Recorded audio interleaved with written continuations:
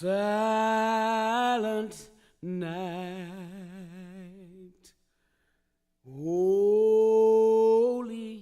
night, and all makeshift ambulances brought them in this morning as Kabul's hospitals were overwhelmed. Breaking news, terror in Charlottesville. Chaos in the streets as a car plows into a crowd of people. Pools of blood all over the ground, people screaming. I've never seen such a horrific, blatant racist attack in my entire life. Donald Trump is the President of the United States.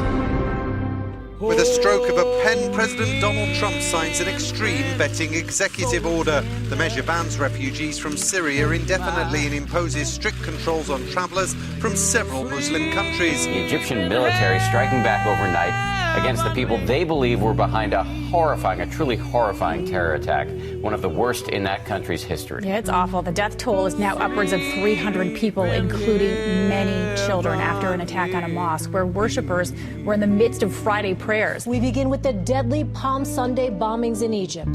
2 churches were hit. More than 40 people are dead, dozens injured. Since that bomb went off at Saturday midnight, is that the death toll continues to climb. Still many families looking for their children. According to Iraqi security officials, we're going to build the wall. We have no choice. We have no choice. And tonight, as Texas deals with the worst mass shooting in its history, so many questions remain. At the top of that list, why? Why did this happen at the First Baptist Church in Sutherland Springs? The United States has a problem with gun violence. A New Year's celebration turns into a massacre in Turkey's largest city, Istanbul, this time targeting a popular nightclub around 1:15 local time.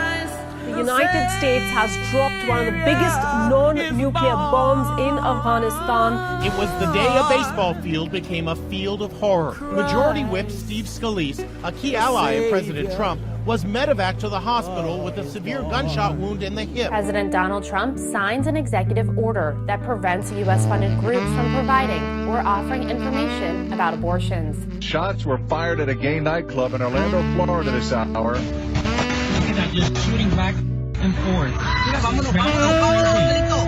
This is CBS 2 special report on the deadly terror attack in Lower Manhattan today.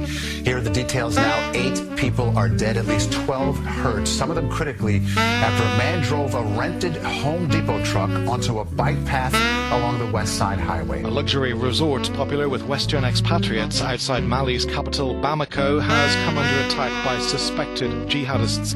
That's according to the country's security ministry. President Trump facing new fallout from his decision to withdraw from the Paris Climate Accord.